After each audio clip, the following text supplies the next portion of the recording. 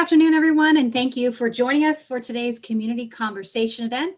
Today is December 9th, and the theme of our conversation is the stay-at-home order Q&A for businesses. Today's event is hosted by the County of Marin and Marin Health and Human Services, and I'm Lainey Hendricks, Public Information Officer for the County of Marin, and I'll be your moderator this afternoon. Today, we have two of our experts with us that are going to help give us an overview of what this new stay-at-home order means for our county and specifically our businesses. Joining us today, we have Marin's Public Health Officer, Dr. Matt Willis, and we also have, not quite a doctor yet, but maybe close to earning his doctorate at this point, Max Corton, who is the director of Marin County Parks, but has played a pivotal role at coordinating our Marin Recovers business initiative, specifically working with our chambers and businesses as we navigate this pandemic. So here's what we have in store for this afternoon. First, Dr. Willis will provide for us an overview of our current COVID-19 situation and really what led to the stay-at-home order, as well as some new updates as it relates to our way out of our current situation with testing and a soon-to-arrive vaccine. Then we'll allow Max to give us a light overview of what the order means for Marin. And then most of all, we will dive into your questions, specifically those business questions that you have regarding our stay-at-home order. We will be facilitating Q&A by Zoom chat as well as on Facebook. So if during the course of our initial presentation, you want to ask a question and you're joining us in Zoom, you can click that Q&A button right there down below at the bottom of your browser, and just go ahead and type your question in directly. And if you're joining us on Facebook, click the comment button on this live feed and type in your question. We're going to do our best to get through as many questions as we can in this hour, and we'll try to group them by category as much as we can. So with that, I'm going to go ahead and turn it over to Dr. Willis so we can get started with the overview of our presentation and make sure we have a lot of time for those questions. So Dr. Willis, take it away. Thank you, Lainey. Good afternoon, everyone. Matt Willis, Public Health Officer. And I'd like to have my slides, please. I'll just go through a summary of where we are right now in the county with regards to our numbers, some of the key strategies of this week, outline some of the elements of the rationale behind issuing the stay-at-home order. Then I'll hand it over to Max to describe the elements of the stay-at-home order. Next slide, please.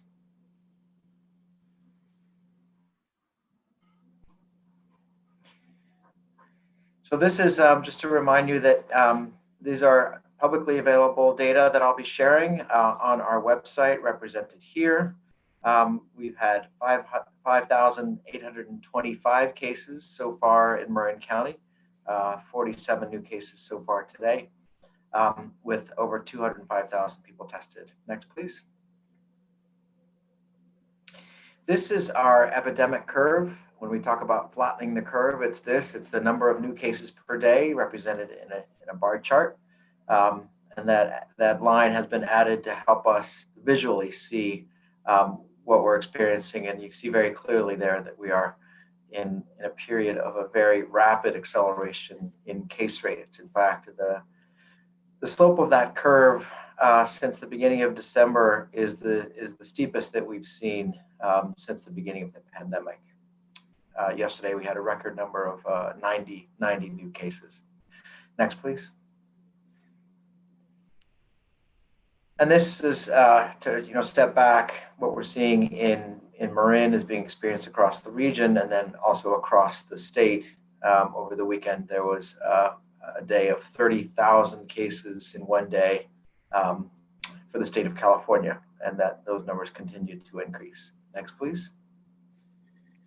And then stepping even further back, recognizing that this is part of a trend across the United States, with many states seeing record numbers for their history in the past week or so, and continuing to see spikes.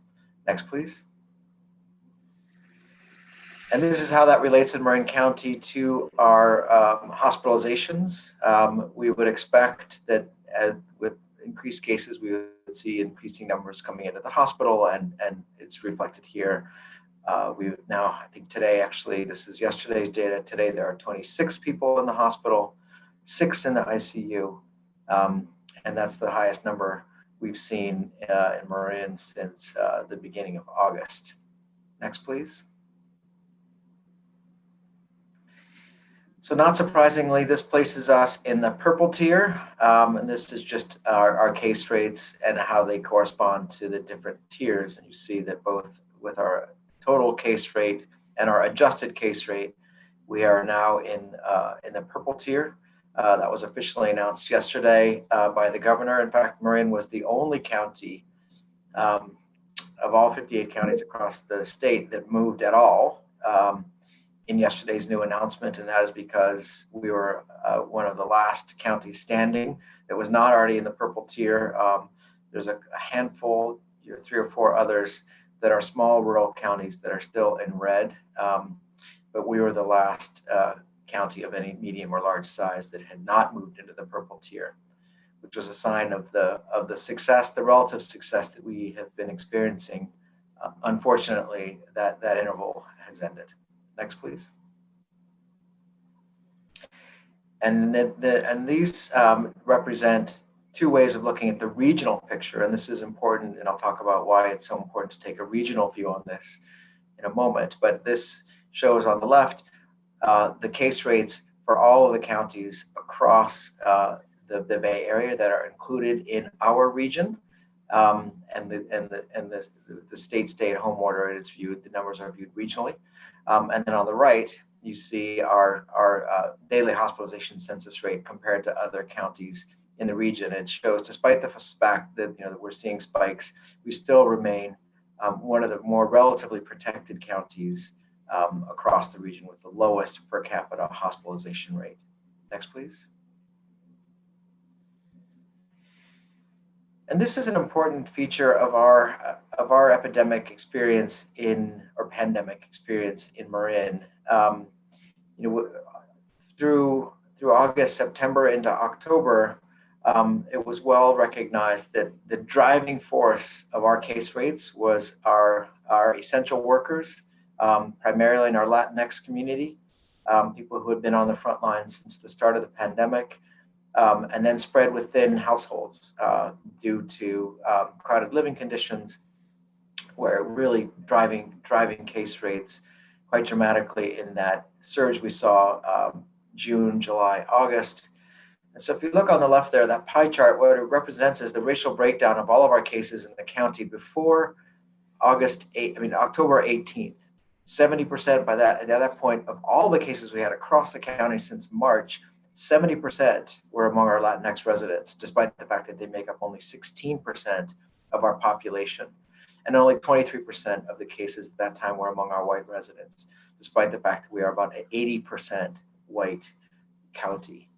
Now looking to the right, what we see is that there's the majority of our cases now are among our white residents, only 40% among our Latinx, and that proportion of people that make up neither of those 2 racial groups remains about unchanged, 7 to 9%. And that shift has other correlates to it. Next slide, please.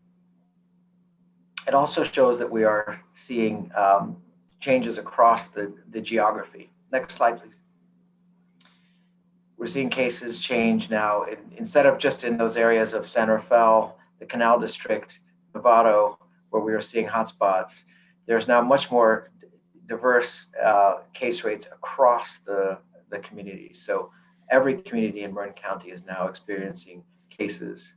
And the slide that would correspond to that, it just shows the map of Marin County, where prior to, during that surge in July, we had hotspots in, really you see the canal light up, San Rafael, Novato, certain areas that correspond to where our Latinx essential workers live primarily, and now the map really shows dots kind of all over the county, corresponding to both the shift into our white communities and also into higher socioeconomic communities, as well as and shift towards an older age group.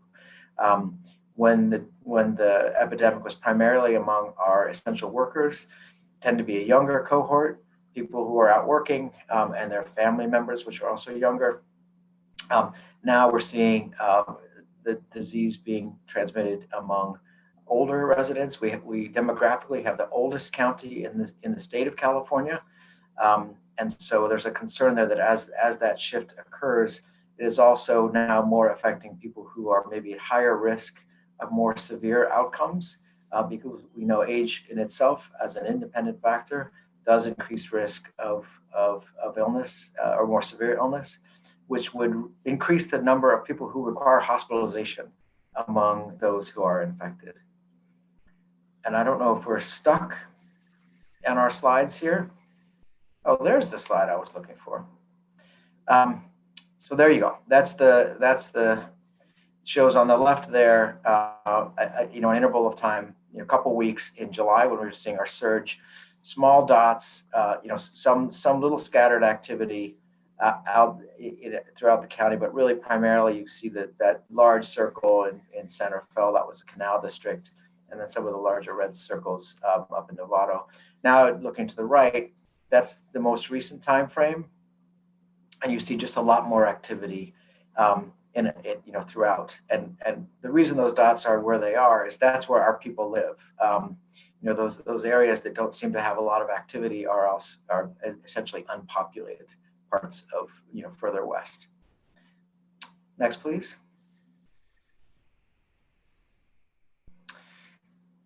So in response to these surges in cases that I've just described and hospitalizations, the governor issued a stay-at-home order.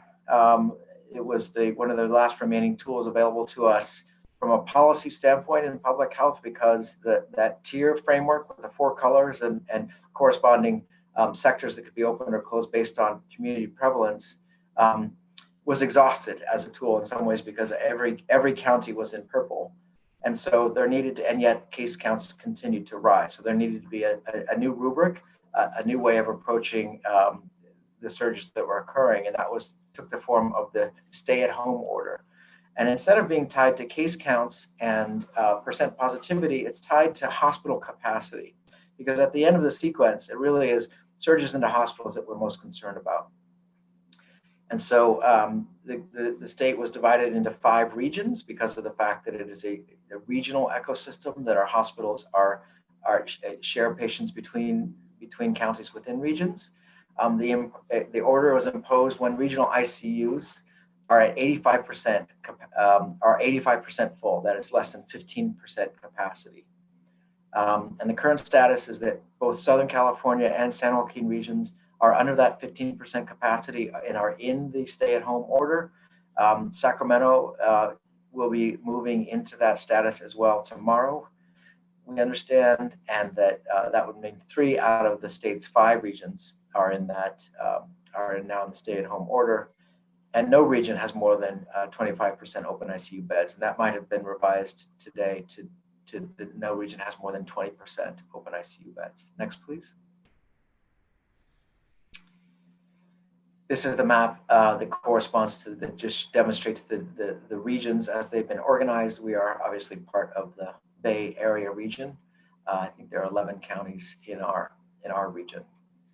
And this map will be updated tomorrow to include the shaded area of those that have the stay-at-home order, to include Sacramento. Next, please. So I've alluded to this, but just to say more, why use regional ICU capacity?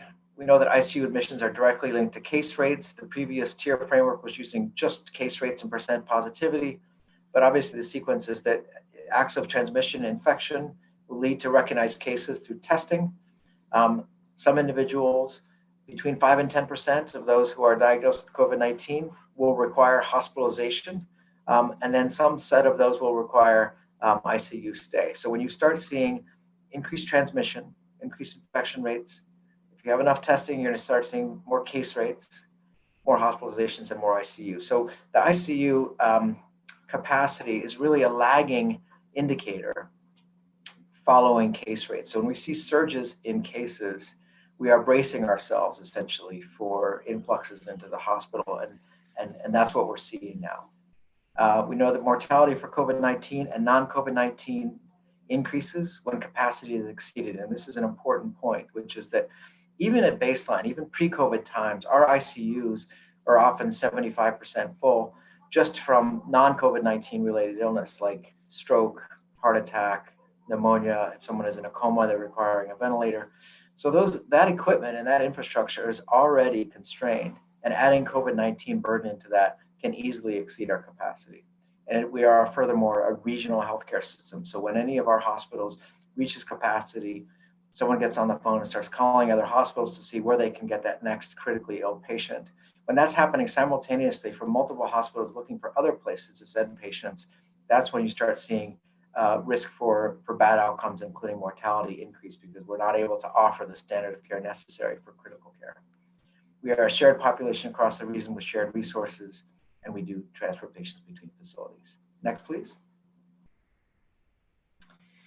So what's the situation for Marin? Our current ICU capacity is 29 beds. If you look on paper, it will say we have 39 beds.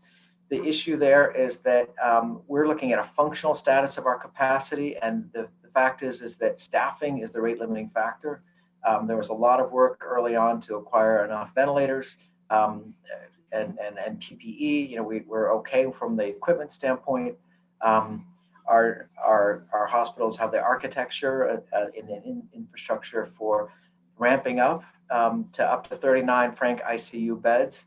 But at any given point, because of staffing, we're only going to be able to staff up within a matter of 4 hours or so to 29 beds. And so that's the number that we're using for our current capacity, not surge capacity, but this is our baseline capacity for managing patients in ICU without starting to make other more dramatic measures to increase that capacity. So today we are 89% full. We have 11% capacity in our ICUs. Requests from other counties have been increasing, as you might imagine, and they are being denied based on our own limitations internally. All hospitals have surge plans and strategies to expand. They include bringing in traveling staff, agencies that have staff who can come in. Obviously, those agencies themselves are being tapped by multiple jurisdictions at once that are experiencing surges, so that resource is limited. Another strategy is to cross-train or up-train staff that normally don't provide critical care so that they can step into that role if more critical patients need care. And then other measures like canceling non-urgent or non-critical aspects of healthcare, including elective procedures, outpatient preventive care. Obviously, these are things that we would only do very reluctantly because we know they carry health harm in and of themselves. Next, please. So this was the decision point that we were facing on December 4th. Given statewide, regional, and local surges, how long would we wait to issue the stay at home? The day before, the governor had announced the stay-at-home rubric based on hospital capacity and surge capacity, with the trigger being pulled at less than 15%. So our decision, and I met with the other health officers. Remember, we went in with the other 6 core Bay Area counties in March to impose the nation's first shelter-in-place policy. That same group reconvened. And we have stayed close and have regular conversations. And we reconvened on Friday to have a long conversation about what action we would take. We were not triggered yet at that 15%, but we knew that we were going in the wrong direction, that our ICUs were filling, especially down in the southern part of the Bay Area. Santa Clara at that time was starting to see less and less beds. Now they've announced they don't have any ICU beds as of today. So we decided Santa Clara, San Francisco, Contra Costa, Berkeley, and Alameda, along with Marin, made a joint decision to preemptively put our stay-at-home order. And in Marin, that went into effect yesterday at noon, based on surges in cases, hospitalizations, and ICU admissions, and the fact that we recognized that just as we had back in March, when there is an inevitability and a trajectory that's been established for increased numbers of cases, and it's not going to turn anytime rapidly, the earlier you take action, the less disruptive it actually is in the long run to the community because you're able to get out quicker. Next, please. And the concept there is the circuit breaker. So what we're looking for is a circuit breaker that interrupts those chains of transmission that are ongoing otherwise. If you don't change anything, we wouldn't expect a different outcome. And so, and when we're talking about the steps that we would need to actually impact community-wide transmission, those steps need to be broad and swift. And so we knew that community transmission was accelerating exponentially, not linearly. These are not linear increases. These are exponential or geometric, at least, increases, because one case will affect more than one other, and those two will affect two others and two others and two. So it actually multiplies very rapidly if it gets ahead of you. Right now, case rates in Marin are 5 times higher than they were 1 month ago. We know that, just stepping back from a public health standpoint, globally, we don't have a lot of tools available. In the absence of vaccine, in the absence of really effective therapies, we have these very blunt tools available to us, and they are essentially social policies that limit mobility, limit the likelihood of interactions between people where transmission occurs. The shelter in place, the stay at home, the lockdowns, whatever term you might use, that's unfortunately the most proven and effective strategy for managing the pandemic, especially in surges. And then earlier action shortens the duration of the surge for earlier recovery. So the stay-at-home order really limits activities to only essential functions. Next, please.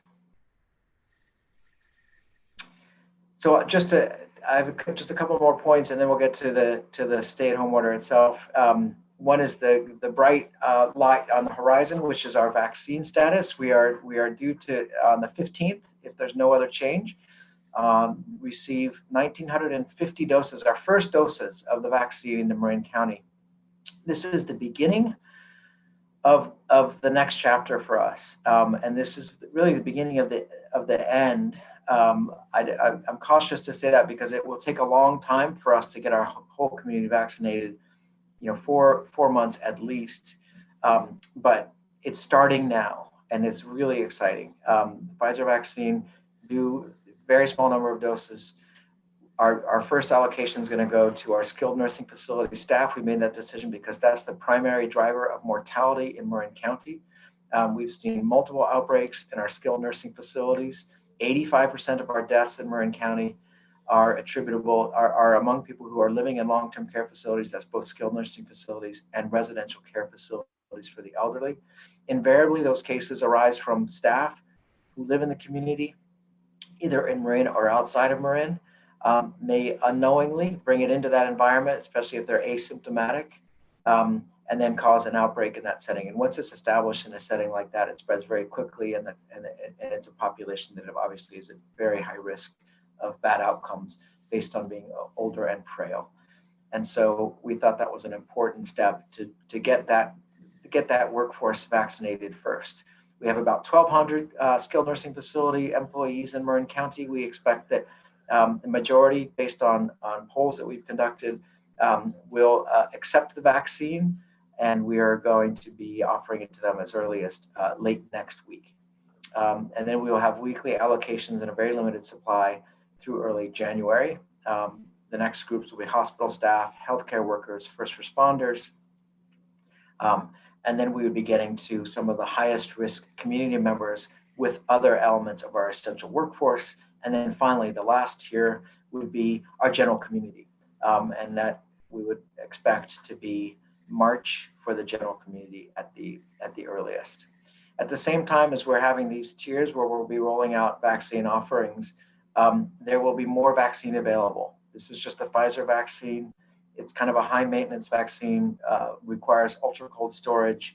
The Moderna vaccine would be probably the next one to come, a little bit easier to manage operationally because it doesn't require that ultra cold storage. And then other products that are still now in the finishing up their phase 3 clinical trials and may get that emergency use authorization. So we think that this will build the volume of vaccine available to us week by week will build, and we'll have corresponding increases in access to our community. Next, please. Quick testing update. Binax now is a rapid antigen test. It's a little credit card. I've got one here. It's basically just a little folder. Open it. There's a swab. 3 turns in each nostril. Put it here. Close it. Drop a few drops, and then this changes color within 15 minutes. And it'll indicate whether or not it's a positive or negative. It performs not as well as a PCR test, but well enough for certain settings, especially patients who are symptomatic. We've now piloted this in 4 different settings. We've used it in our long-term care facilities, in our hospitals, in adult outpatient clinics, and in pediatric clinics. And in each setting, it's shown to have value. So we are now distributing the Binax cards to our healthcare partners and using it regularly in our long-term care facilities. We have another testing, so that's one element of our increasing our testing capacity. We're also, we have additional 300 tests per day at the LHI testing site. That's the state testing site that's in the canal. And that's available to the public. It's a public-facing registration process where you can schedule your own tests. We're also partnering with Curative. Curative is like Color. If you remember our Color testing site that was at the Civic Center, Curative is another testing firm. And they're going to be operating mobile testing 5 days a week in different locations throughout the county. We'll have one in Southern Marin, West Marin, Northern Marin, Central Marin. On a rotating basis, they'll be doing about 500 per day, and it'll be similar in terms of people can just go ahead and sign up for their appointments. Curative is also going to be offering a drive-through testing in Central Marin and a kiosk in January 2021. Combined, that those 3 would be increasing our testing numbers by about 1,500 tests per day. Right now, we're doing about 2,000 tests per day. On a good day in Marin, we have some of the highest testing rates in the state. And then the state has, you may have heard, significant investment in testing resources, 150,000 tests per day at a new laboratory in Valencia, the Perkin-Elmer lab, and we've been given testing kits to use for public health purposes, for outbreak investigations, to be more mobile with our mobile testing team. If we have a cluster in a facility, if we have a cluster in a community, in a place of employment, we actually have a team that we can mobilize in a matter of hours to go and perform testing on site with testing kits provided by the state. And then finally, we're working with California Department of Public Health to pilot and test the use of Binax now, the rapid antigen tests I just discussed, to do testing of school staff. And that would be testing on a weekly basis of school staff to ensure that when people are reporting to work, that they're not bringing the disease inadvertently into that setting. Next, please. This is an update on our school status, just to say that we've 81% of our schools now in Marin County are open to some form of classroom-based learning. That's 93 schools. We have about 420,000 student days accumulated so far. That's each day a student is in the classroom, that's 1. We have 420 student days established in Marin from September 8th when we first started opening schools, with only 2 occasions of documented school-based transmission, and both of those were between adults, staff to staff. We have no evidence yet of student-to-student transmission or student-to-adult transmission, and that is a success that is completely due to the how this unfolded. Our schools, we've been working with the schools very closely, really since we were one of the first counties to close schools when the surges were first happening, because we knew we didn't have any of those procedures in place. There's been a lot of work to make that environment as safe as possible through the 30-point school site-specific protection plans that all schools have implemented. And I think our data is showing us that has been a successful way for us to bring children back into the classroom. Next, please. So now that's the summary, and I'll hand it over now to Max Corton to go over the elements of the stay-at-home order. And I just want to, before he starts, just want to thank Max for kind of being part of this team and at my side so closely at every step, really since the beginning. I can't thank you enough, Max, for all you've done to help. And I agree, I think your MD should be honorary right now. Thanks. Thanks, Matt.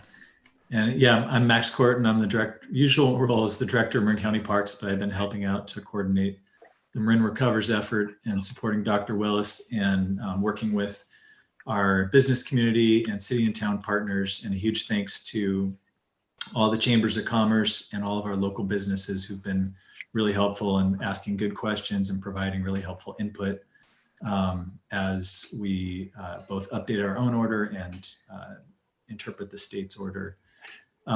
So I'm just going to quickly provide an overview of the stay-at-home order and try to provide go quickly and make sure there's time for questions, because I see a lot of questions.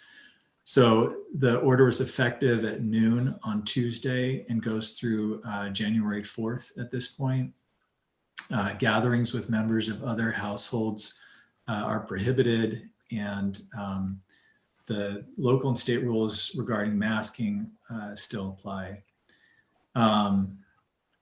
Yeah, so we haven't yet hit the 15% ICU capacity, so that the state imposed order goes into effect.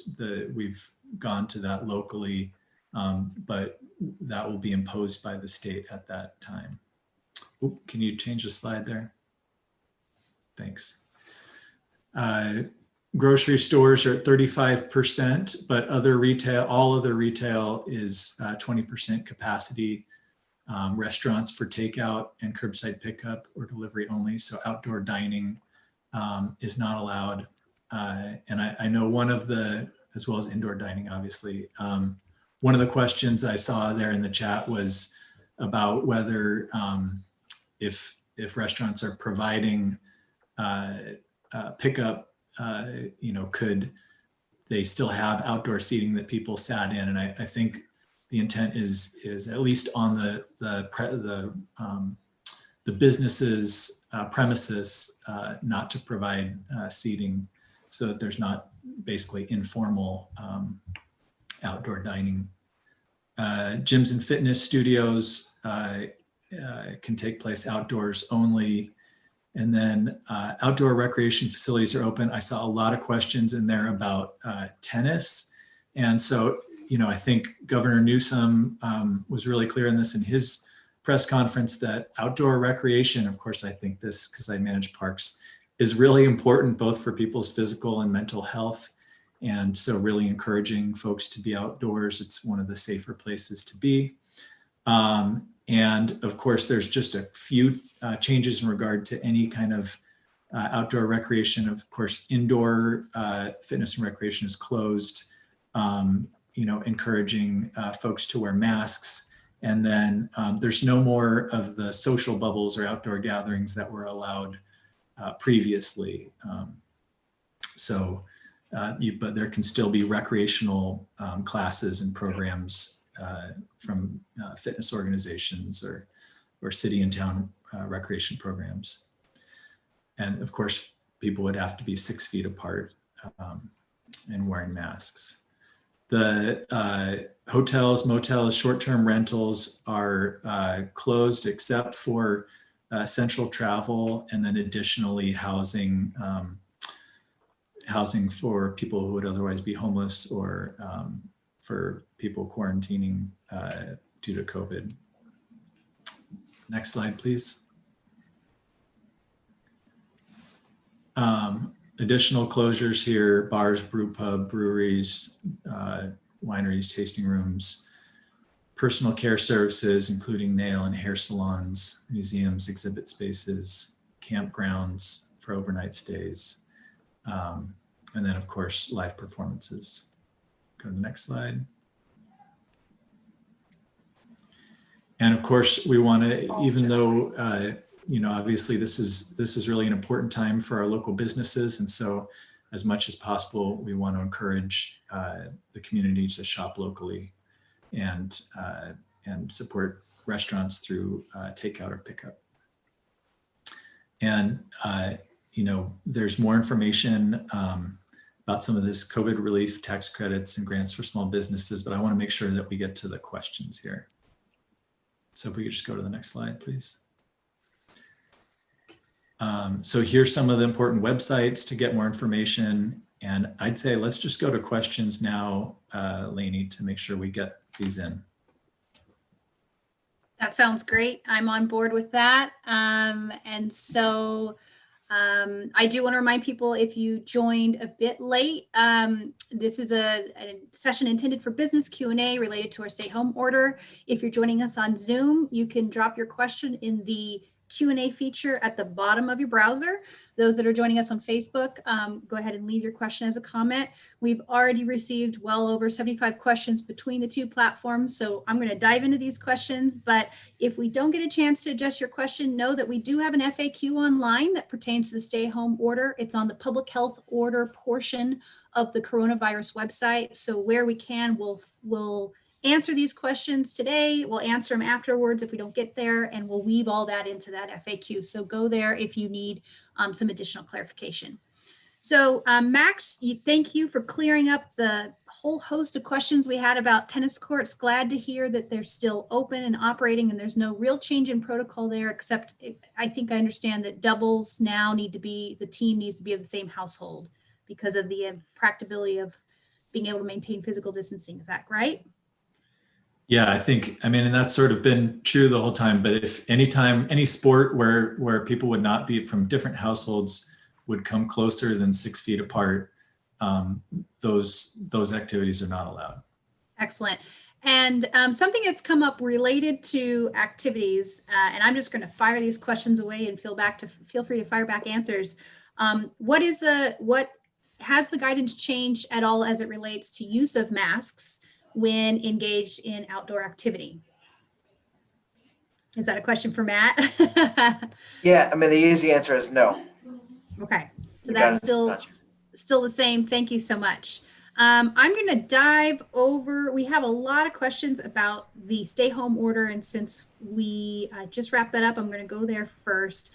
Really, questions around, what triggers the stay home order? If we reach the end of the timeline for ours, January 4th, and we're under that 15%, what then? And really about 3 or 4 questions around that. So I'll let you answer that first. Yeah, so there's 2 scenarios. One, on January 4th, we are under the state's, we have less than 15% ICU capacity, and the state stay-at-home order would be in place, in which case we would remain in the state stay-at-home order until we met their criteria for lifting it.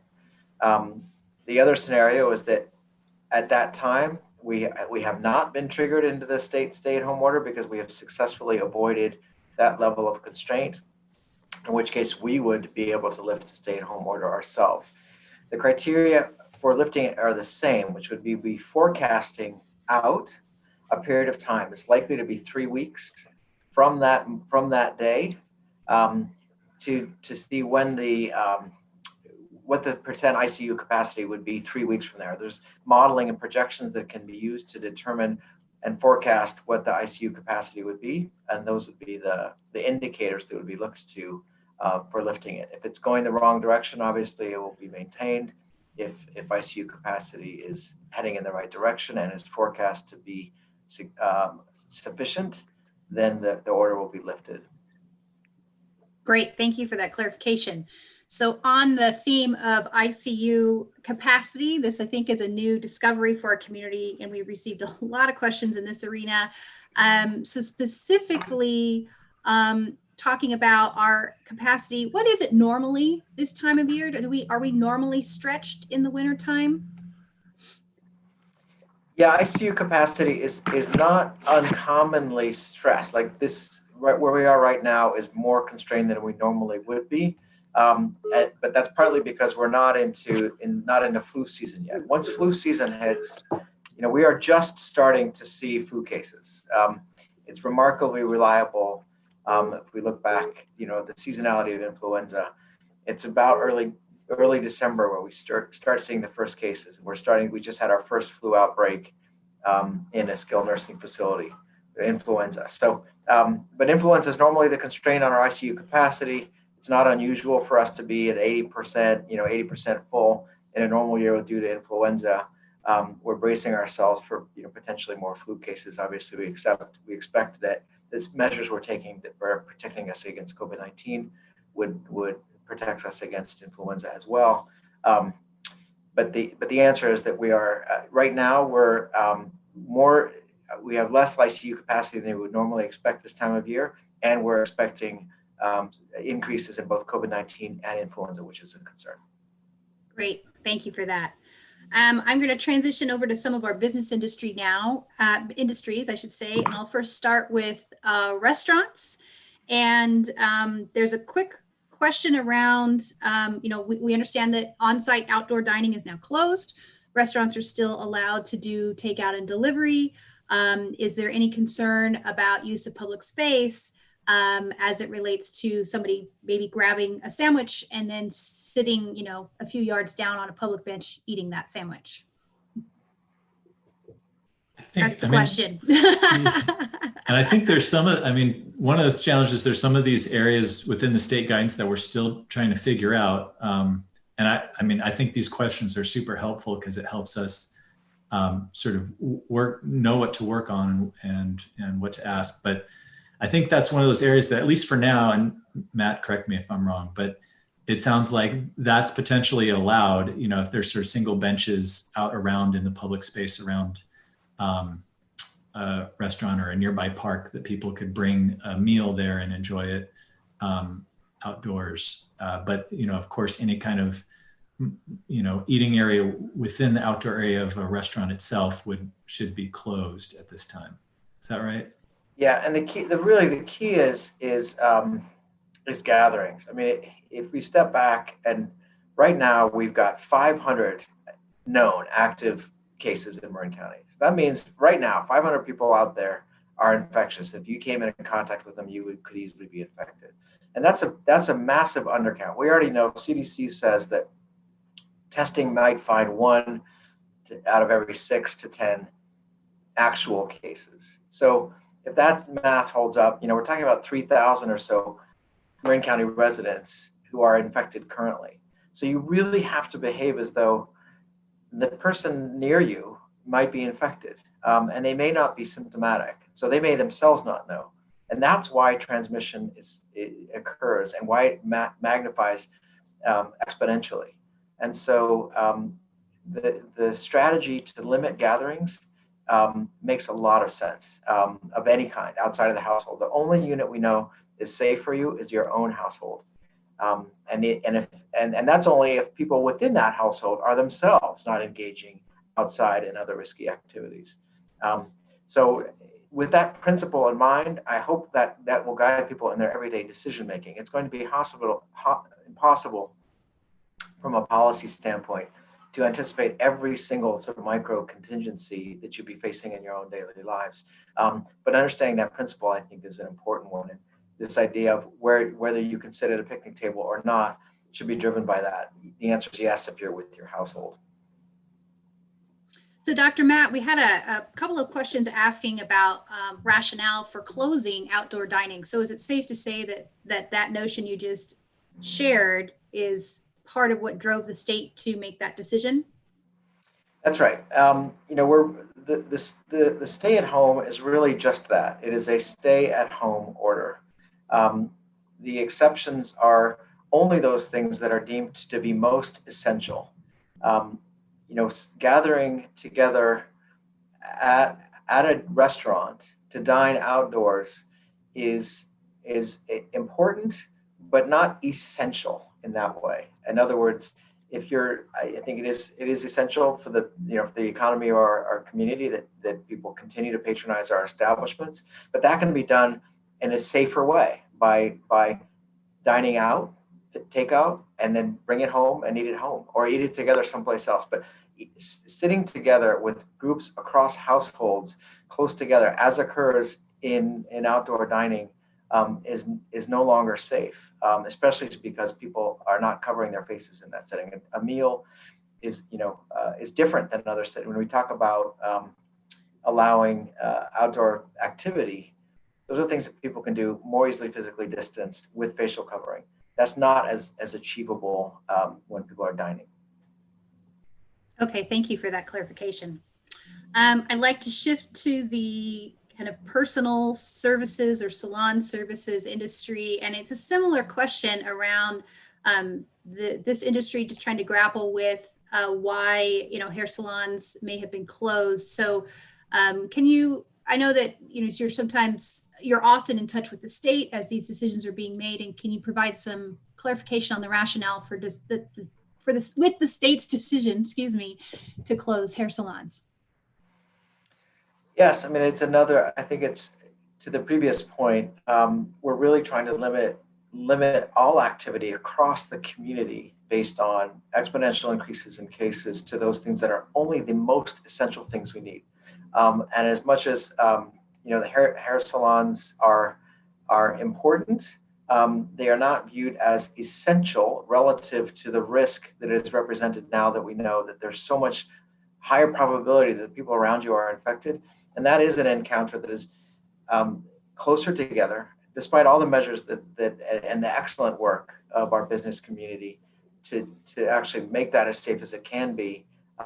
The risk there just at this point exceeds what we can accept, especially, again, taking every step we can.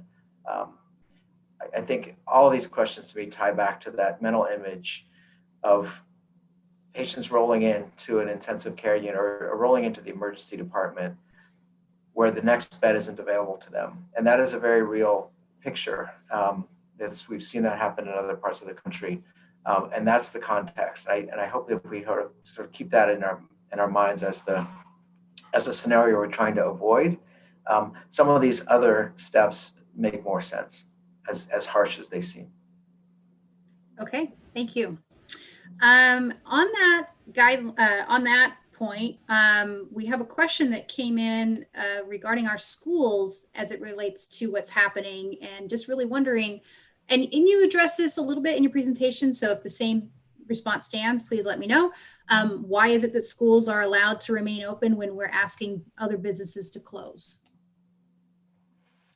Yeah, it gets, two points there. I think one is it gets to that question of essential. We've said over and over again, we're limiting our activities to those things that are only the most essential functions. And we recognize that school is an essential function, from a societal standpoint.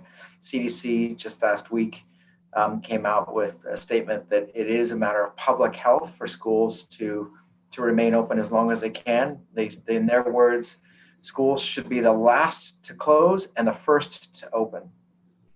And we've taken a very proactive approach in Marin County with the Marin County Office of Education, with our school community, to really put in place policies and procedures that make that environment as safe as it can be. And I think our evidence demonstrates that we've been successful. Again, 420,000 accumulated student days with only 2 cases of transmission within the school setting and none between students or between students and staff. And so both that combination of how critical and essential that is, how much harm we've seen from a purely distance approach, and the evidence we have now that we're not seeing transmission in that setting is why we stand behind this. Okay. We have had a lot of questions, I would imagine, prompted by your presentation, Dr. Willis, about vaccinations. I know this is a business Q&A, but I do want to acknowledge at least some of these questions since our viewers did take the time to ask them. So what is the effort to make vaccines available to essential employees prior to the general public? Yeah, I mean, this is a much happier topic. So schools, let's start with teachers. We've said that schools are essential, and that it's consistent that we would want to make sure that our teachers and school staff are vaccinated, preferentially, so that we can make sure that they're protected. The process will be driven by a combination of the amount of vaccine we have available to us at any given time, and then with those sectors, the size of those sectors. So right now we're looking at a very small number of vaccines for a very limited group. So it's, we have 2,000 doses total countywide coming next week. So it's really going to be reserved for that tier that is most high risk. the combination of themselves being at risk of being infected and the harm that they would represent to those around them if they were. Then we're going to be moving forward there. So the process will be, most of it will be derived from federal and state standards for different tiers and how people are categorized as being essential. And we'll be working, again, with the California Department of Public Health. The distribution stream goes from federal supplies to the California Department of Public Health, and then down to local jurisdictions. The allocation is based on a per capita basis. And then locally, we'll be implementing the standards that have come. And we would expect, by late January, I would say that's when our teachers and other sort of non-healthcare related essential workers, first responders, healthcare relators would be first. Then other essential workers would be the next tier, combined with some of our community members that are highest risk, and then finally the general community by March would be our hope. Okay, and a follow-up question to that is, and I realize this might be a tough number to really quantify, but what is the percentage of population that needs to receive vaccinations before we can achieve that herd immunity threshold and reopen to the level we once were? Not exactly clear yet, from the science standpoint, what that number is. Obviously, every single person that is protected is a measure of benefit, obviously for them individually and then for us as a community. 70% would be, it's probably around 70%. And we recognize that there's going to be a lot of need for education and information to the community to feel safe as we make the vaccine more widely available. And we hope that vaccinating those first cohorts of kind of trusted leaders in healthcare and doctors and nurses and others, and seeing that experience and seeing an absence of any severe effects would inspire confidence for the wider community once we get to that point. Okay, thank you. And then one more question on vaccinations. There seems to be concern about the is it efficacy, I guess, or what is the safety around the vaccine as well, and also just some genuine curiosity about what is it made of. We heard it contains eggs, and those that have an egg allergy won't be able to get it. So do you have any data around that, or is it too early to tell? I mean, it's a caveat on anything. So any over-the-counter medication, anything we take, it's do not take if you have an allergic reaction or if you're an allergy to this, and that's true for vaccines. So there's always a risk of an allergic reaction. We're hearing now that there's some number of allergic reactions that emerged out of the clinical trials. We would expect that. These are trials of 40,000 people per trial, 80,000 so far between the Moderna and the Pfizer.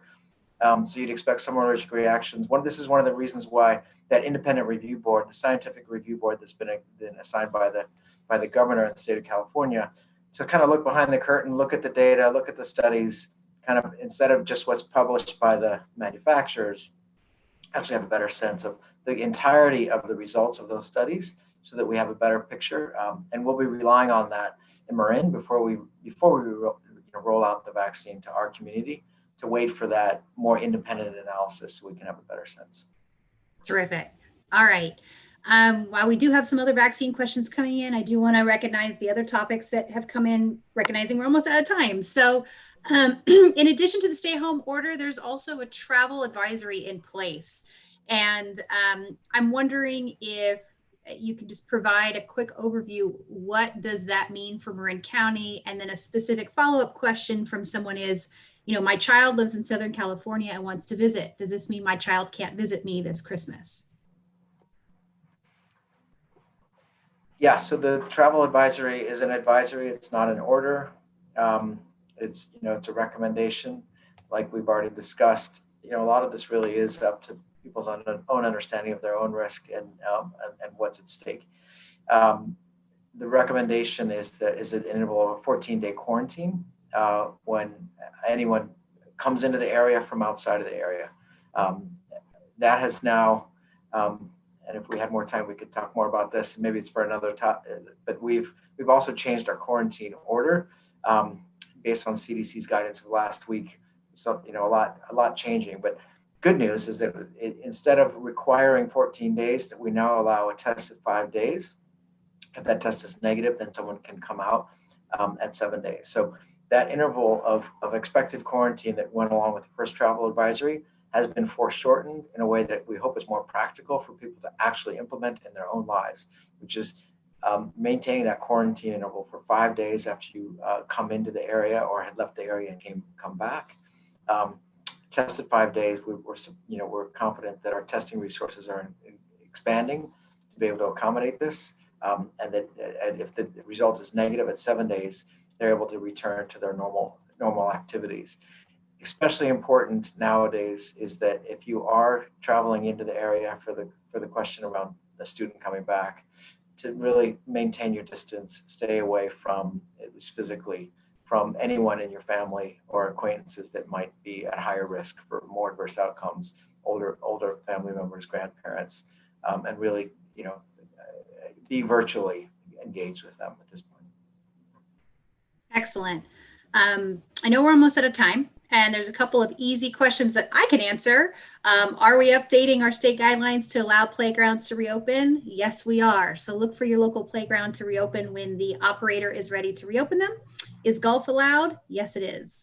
But one question that I would love to hear Dr. Willis tackle before we wrap up is, what are the most common ways that we're seeing COVID spread in our work environments? We've heard of you speak about gatherings, but for our essential workers as well, what are those concerns that you could share with us so we can further keep ourselves safe?